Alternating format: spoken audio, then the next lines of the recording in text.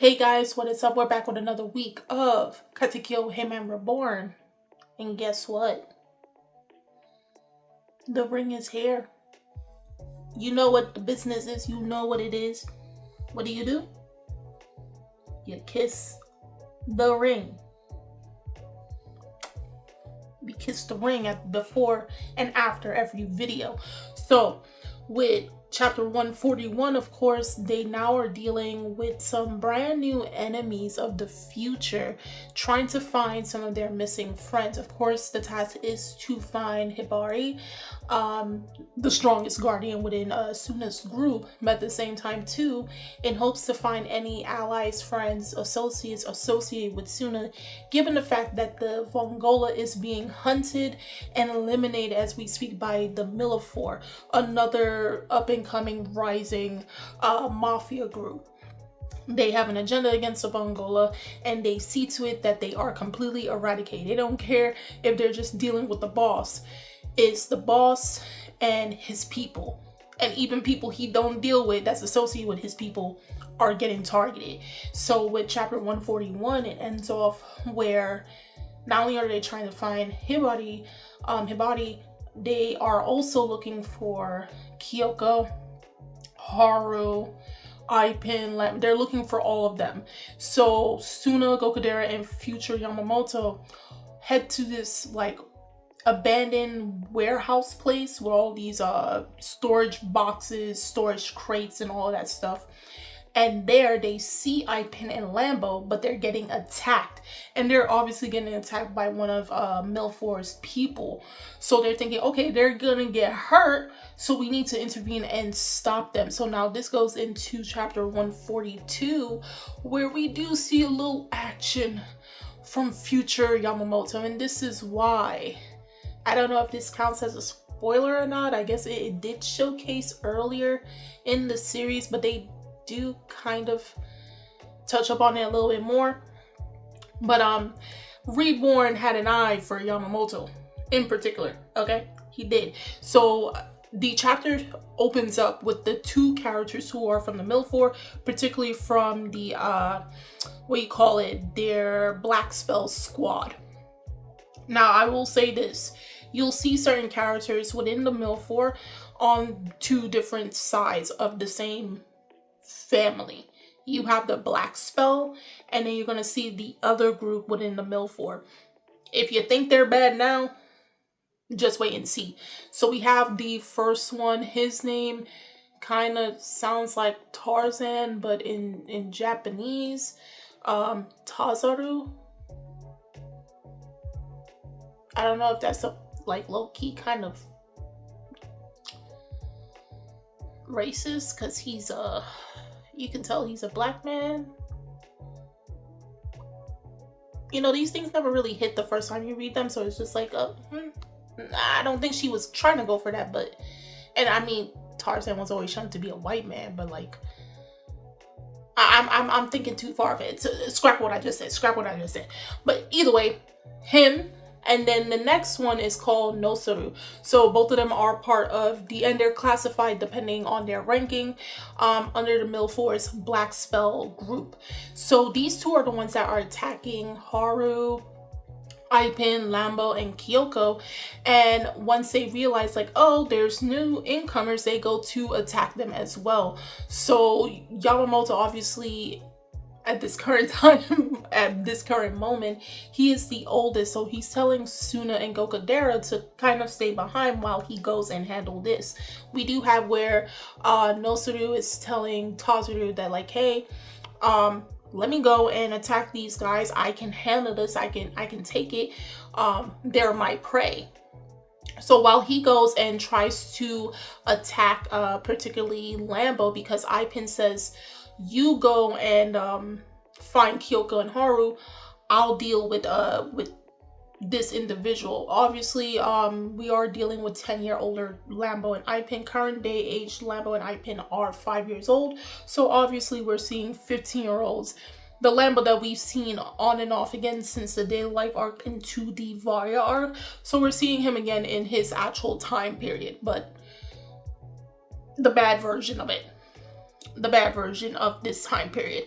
So it does make you wonder, like, all the times that he went with Suna, is either the Milfor was attacking the Vongola at that time and he just never said anything. And obviously it's not to say that, like, I don't know what Akira Amano was thinking at the time, if she thought that far ahead with the series after the Varia or before the Varia, but it is what it is.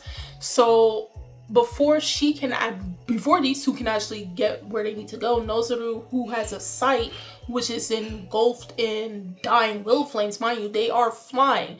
They have it on their feet, and it's giving them mobility to fly in the air. Like, the only character that we saw so far in the series that's able to fly, is mobile in the air, is Suna, and to some extent, Zanzis. He uses his guns to do short bursts through the air.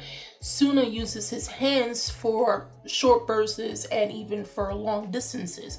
So these characters are using it by propelling themselves to stay and levitate through the air and also fly through the air. So you can imagine how annoying that type of opponent would be.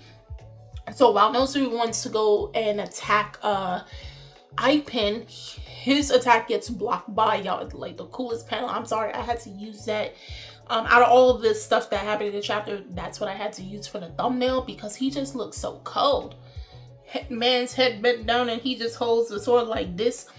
Mind you, I did state before that these characters of the Milfor Black Spell are ranked. And if Tazuru's rank C, then Nozoru is rank D. You can give or take that, like, these guys to the average person would be a problem, but if you ask to say them compared to someone like the inner circle of the Vongola Guardians, Yamamoto, one of the closest to Suna, you kind of see what I'm getting at there. Is it really much of a threat? It's only that he just has to worry about everybody else around him, because Suna and Gokudera doesn't know the fighting capabilities of the future. They're still relying on what their current time compared to what their future selves are doing in terms of abilities. So they are technically would be in the way, because even if they were to use the abilities that they use of the Daily Life, the Kyoko arc, the Varia arc, it still doesn't stand a chance against the 10-year arc characters, because it's a whole new power system at play. So Yamamoto's like, you guys go off. Suna, go and find Kyoko. I'll go and handle this. So Gokudera does stay behind with Yamamoto, and while before Suna can actually go and run away, what happened first is Yamamoto, he uses Shigure Ryoin, as he always says, it's perfect, it's flawless, there's no flaws. He uses that to attack Nozoru. Nozoru looked like he actually got hit, but he managed to, you can't really tell until like the next panel, you've kind of put 2 and 2 together, but he did manage to, or unless you're watching the anime, of course, he managed to put some distance so he doesn't get the full brunt attack of Yamamoto's Shigure Ryoin 8 form, might I add. Up until this point, he only reached the 7th form.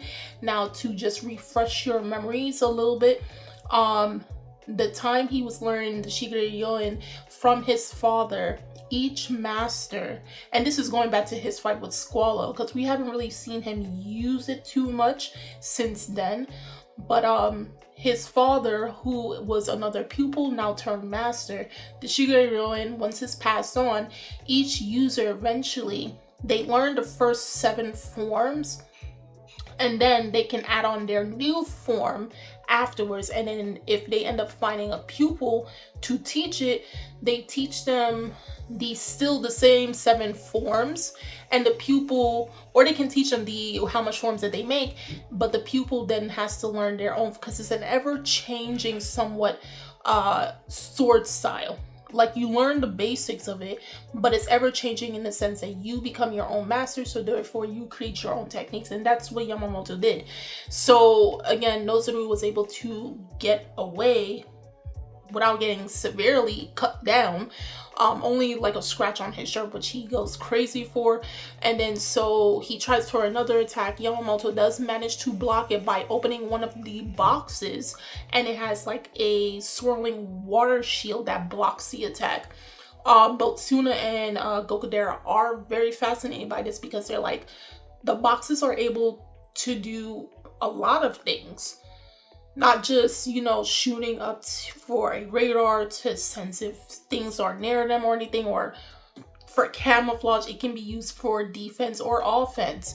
So this is where they give you light about the power system concerning the boxes. So in the future, people who are wielders of these boxes, as Yamamoto describes, he states that, like, you know, everybody has life energy or chi. He doesn't use chi, but he says everybody has life force, and there's things that you cannot see with the naked eye, but it flows within our bodies in pulses of Hado. And I had to look up what he meant by Hado, and it means in Japanese, just real quick, when I looked up the definition, it means wave motion, surge, or ripple. So Haru is, in their sense, the dying will flame. It is their life force. So if they are depleted of that, you know what happens, right?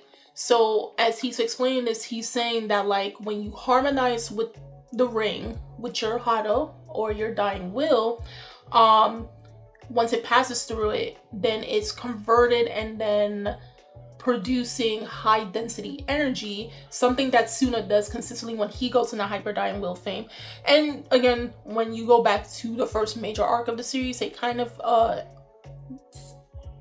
was about to say Gokudera, but Reborn does kind of explain these things, but they're doing it again because they're being a little bit more detailed about it within this arc, because it does make you think, how are they able to activate these, even though you might think, okay, it's just a ring, so that means, does the ring have a certain ensemble that opens up if you're new to the series? If you're not, then you already know how it's opened.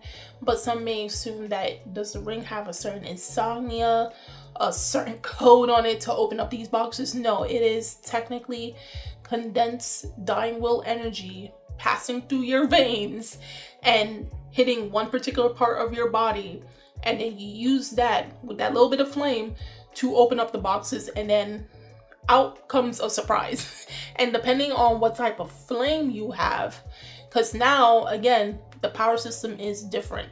So we just knew about dying will flames. Now we're getting into the 7 properties, because Yamamoto is saying that there is 7 different Hado, 7 different dying will flames. Something they did allude to in the Varya arc when they were talking about each guardian trying to gain the ring. So you had the lightning, storm, rain, mist, sun, clouds. I nearly forgot all of them. And then you have the sky. Again, this arc does go into major detail about the power system. Of course, the power system of the future, but the power system that was already established but was never really gone in depth before. But you do see it being fleshed out in this long arc, and it's necessary because it leads to a lot of cool fights from here on out until the very finale of the series. So by that being said, he demonstrates again, showing with the defense of the water barrier that he used against Nosu. And again, this leads to now where he's telling that, like, while they're coming after us, you focus on finding Haru, because there was an explosion that when Nosuru tries to attack them, he attacking the other direction, and they don't know if Kyoko got hurt. Mind you, we did end up seeing a 10-year older Haru. She looks more mature, but she kind of acts the same as her 14, I believe, yes, 14-year-old self. So it's not too worrisome about that. She completely changed. But yes, this is an older Haru. So Suna got blasted into the one of the warehouses trying to find Kyoko, and they did hit him, so he got blasted into there. He crashed through the window, landed on the floor, and he, obviously Suna is very scared, because again, usually in situations like this, he has Reborn physically by his side, guiding him, and this is the first time that, even though they do have a older Yamamoto who's more experienced than both him and Gokudera, it's still a terrifying situation, because it's just like, again, they don't know the opponent, they don't know how to handle them, they're dealing with a completely different time, and they're also being told that like their skill sets that they worked hard for, they busted their butts for about a week or two to face off against the Varia, matters little in this time.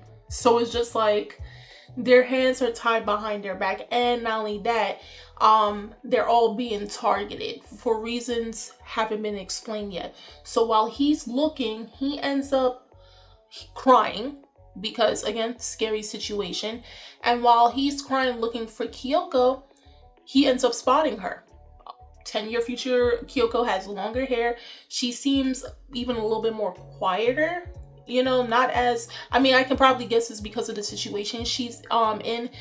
She's scared, she doesn't know what's going on and why she's being targeted, and she sees Suna, and then she calls him by this nickname. Now, I don't know how people were when they were first reading the series all those years ago, because I started reading Reborn around 2011. So it makes me wonder if you're like an OG, you're worse than me, in a good way, Reborn fan. What were your thoughts when she called him, instead of, like, she usually would call him Suna-san or Suna-chan, she called him Su-chan. That's a cute nickname. Like, Suna already is a nickname because his full name is Tsunayoshi. So Suna is already kind of a nickname, but it looks and sounded a little bit more closer, intimate, if you will. Especially if you watch the anime version. So, like, what were your thoughts when you saw that particular moment in the manga, and then you watched the anime version when she called him by that nickname? Because I'm sorry, it's not to be no shipper or anything. I'm not really a shipper, but it sounds like these two, not in a romantic sense, but they are definitely far more closer than they are even as teenagers.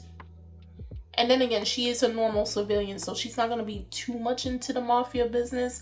So I don't know what the future holds for both Kyoko and Suna. We don't know. But regardless of the fact, Suna's just like, oh my god. And obviously he's in armor because 10-year older Kyoko, she looks beautiful.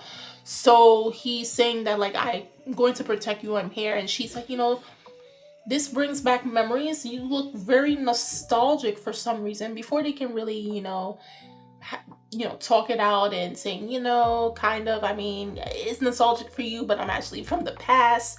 We have where Tazuru pops up on them, and he's about to attack both of them and then try to get back to the fight against Yamamoto. Suna's petrified.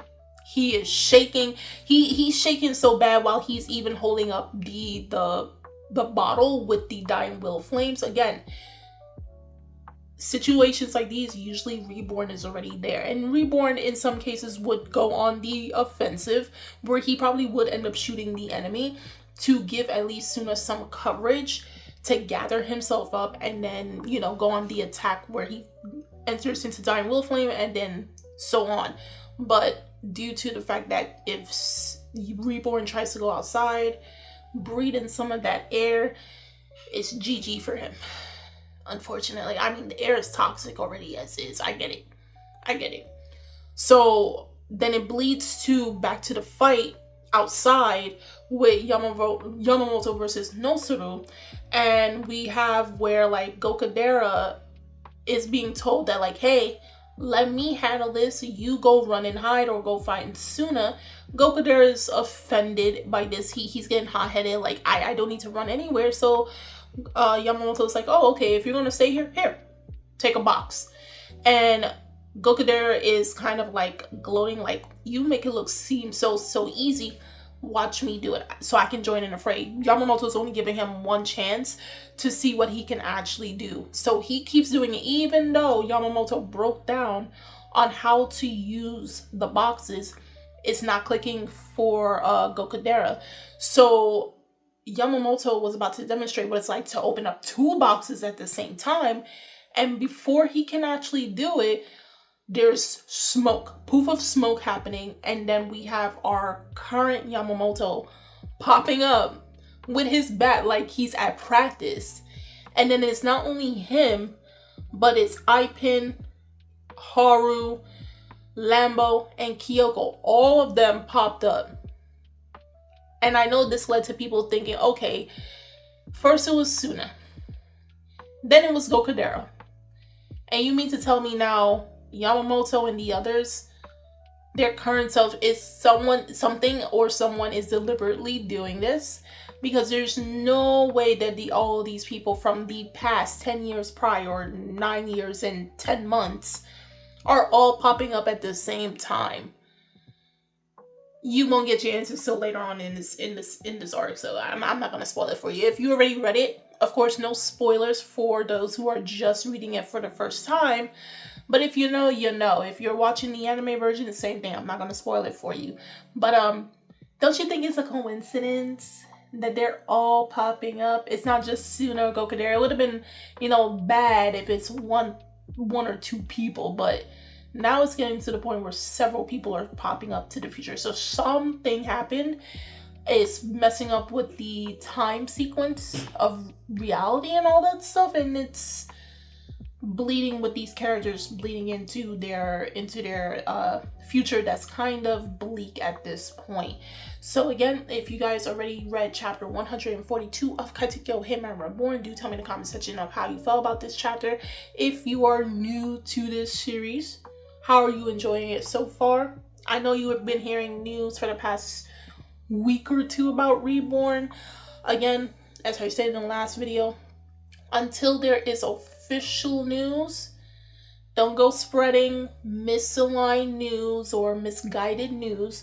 Wait until you hear official news, again, either from myself, not to toot my own horn, or Red Decimo, or even James Hansen, or any credible source, especially the most credible of them all is the official website or the official Twitter for Reborn, if there happens to be a new one. Okay, if you have already read or watched the series, is there something that you missed that you didn't caught the first, second, or third time? No spoilers for the future chapters, but if you also heard the news, how were you feeling about it? Do drop your comments down below. The links are in the description box, so you guys go check it out. And I'm Kimmy-chan, and I'll see you guys later. Bye.